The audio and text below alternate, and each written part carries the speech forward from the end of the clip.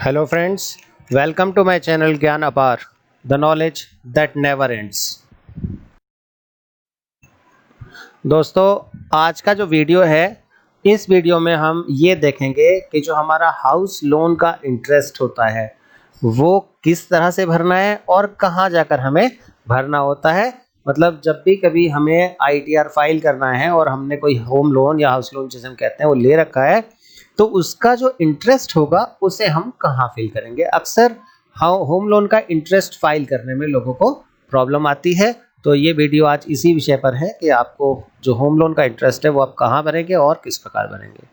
दोस्तों, अगर आपको किसी भी प्रकार की प्रॉब्लम आ रही हो ITR फाइल करने में या फिर आप अपना ITR हमसे फाइल करवाना चाहते हैं, तो आप इस पेज पर दिए गए कॉन्टैक्ट नंबर पर हमसे संपर्क कर सकते हैं। सबसे पहले तो हम ये जान लेते हैं कि जो हाउस लोन का जो इंटरेस्ट है वो किस सेक्शन के अंडर भरा जाता है। तो जी जो हाउस लोन इंटरेस्ट है वो हमारा सेक्शन 24B, जो इनकम टैक्स का सेक्शन है 24B, उसके अंडर भरा जाता है। और कहाँ भरना होता है, देखिए मैंने उसके लिए एक पिक्चर भी आपको यहाँ डाल के दी हुई है। जब आप ITR फाइल करेंगे तो सबसे पहले जहाँ पर आप अपनी सैलरी फिल करते हैं उसके नीचे ही एक कॉलम बना होता है टाइप ऑफ हाउस प्रॉपर्टी। देखिए इसको मैंने ब्लैक कलर से अंडरलाइन किया हुआ है, टाइप ऑफ हाउस प्रॉपर्टी। अब इस टाइप ऑफ हाउस प्रॉपर्टी में जो 5th वाला कॉलम है, interest payable on borrowed capital, यहाँ जाके आपको ये भरना होता है। तो इस तरह से आपको अब ये क्या क्या इसमें ध्यान रखने वाली बातें हैं वो हम अगले पेज पर देखते हैं। अब कुछ पॉइंट्स यहाँ पे आपको ध्यान रखने हैं।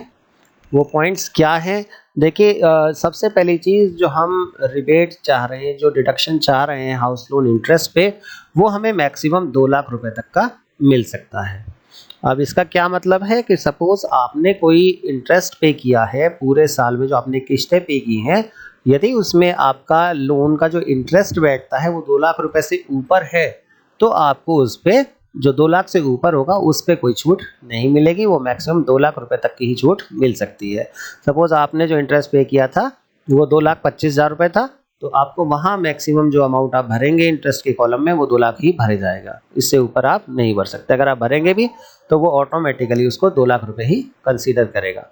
हाँ, 2 लाख रुपए से नीचे है तो जितना होगा वही आएगा। या सपोज 1,80,000 आपने इंटरेस्ट पे किया है तो वो 1,80,000 ही वहाँ आप भरेंगे।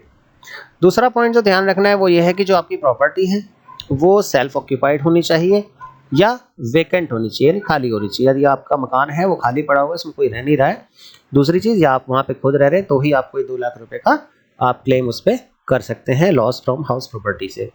इसके अलावा एक बात और ध्यान रखनी है कि अगर आपने वो प्रॉपर्टी लेट आउट कर दी है, यानी आपको कहीं किराए वगैरह पर दे दी है, तो वहाँ कुछ क्राइटेरिया आपको फॉलो करने पड़ेंगे। अगर वो क्राइटेरिया फुलफिल नहीं होते हैं तो आपका जो डिडक्शन है वो मैक्सिमम 30,000 ही रहेगा। वो क्या क्राइटेरिया है, कुछ क्राइटेरिया है, मैं ओरली बता देता हूँ आपको। कि सबसे पहले तो जो लोन आपने लिया है वो होम लोन ही है, तो वो या तो मकान परचेज करने के लिए यूज़ होना चाहिए या फिर कंस्ट्रक्शन के लिए यूज़ होना चाहिए। दूसरी चीज़, वो जो लोन है आपका वो 1 अप्रैल 1999 को या उससे बाद में, यानी 1 अप्रैल की 1 तारीख जो थी 1999 में, या तो आपने उस दिन लिया हो या उस दिन के बाद कभी भी लिया हो, तो आपको इसमें छूट मिल जाएगी। इसके अलावा तीसरी बात जो आपको ध्यान रखनी है कि जो भी आपने जिस पर्पज़ के लिए भी लोन लिया है, चाहे आपने वो मकान खरीदने के लिए लिया है या कंस्ट्रक्शन के लिए लिया है, तो जो भी काम आप उससे करना चाह रहे हैं वो लोन लेने के 5 साल के अंदर अंदर हो जाना चाहिए। सपोज आपने 2001 में लोन लिया है तो 2006 तक आपको मकान खरीद लेना है, या 2006 तक आपको जो कंस्ट्रक्शन जो चल रही है वो पूरी कर लेनी है। अदरवाइज आपको जो छूट मिलने वाली है वो 30,000 तक ही मिलेगी, इससे ऊपर नहीं मिलेगी। जो हमारा अगला पॉइंट है वो भी यही है, in case loan is taken for construction you can not claim for relief before the construction is completed. ये चीज़ भी ध्यान रखनी है आपको कि अगर आपने कंस्ट्रक्शन का लोन लिया है, यानी आपने मकान बनाने के लिए लोन लिया, आपके पास प्लॉट ऑलरेडी था, आपको सिर्फ कंस्ट्रक्शन करनी थी, तो जब तक आपका कंस्ट्रक्शन पूरा नहीं होगा तब तक आप क्लेम नहीं करेंगे। जी हाँ, कंस्ट्रक्शन पूरी होने के बाद बैंक आपको एक सर्टिफिकेट देगा कंप्लीशन का, उसके बाद ही आप जो इंटरेस्ट है जो पे कर रहे हैं उसको क्लेम कर सकते हैं। ठीक है फ्रेंड्स, और लास्ट में हमने लिखा है कि कंस्ट्रक्शन जो है आपकी 5 साल में पूरी हो जानी चाहिए।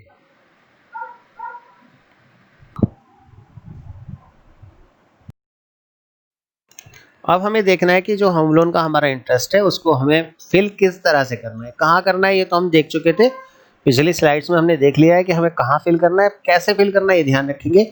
जब भी आपको इंटरेस्ट जो पे करना है वो आपको जो सॉरी पे किया है आपने वो आपको भरना है, तो ध्यान रखेंगे जो कॉलम मैंने बताया था house type of house property, वहाँ पे जो 5वां कॉलम था इंटरेस्ट पेएबल ऑन बोरोड सम या बोरोड कैपिटल, वहाँ जाके आपको ये भरना है। और कैसे भरेंगे आप, सपोज आप 1,20,000 रुपये वहाँ भरना चाहते हैं तो सबसे पहले आपको क्या दबाना होगा, माइनस का बटन दबाना होगा और उसके बाद आपको वहाँ पर लिखना होगा 1,20,000।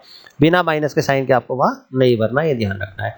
माइनस का साइन भरने के बाद ही वहाँ आप 1,20,000 या जितना भी आपका इंटरेस्ट था वो भरेंगे, उसी के बाद आपको क्लेम मिलेगा, वो ऑटोमेटिकली अगले कॉलम में माइनस में आ जाएगा और जो भी आपकी जो इनकम थी टोटल उसमें से वो माइनस अपने आप हो जाएगा, आपको कुछ नहीं करना पड़ेगा। ठीक है फ्रेंड्स, तो आई थिंक ये समझ में आ गया होगा आपको।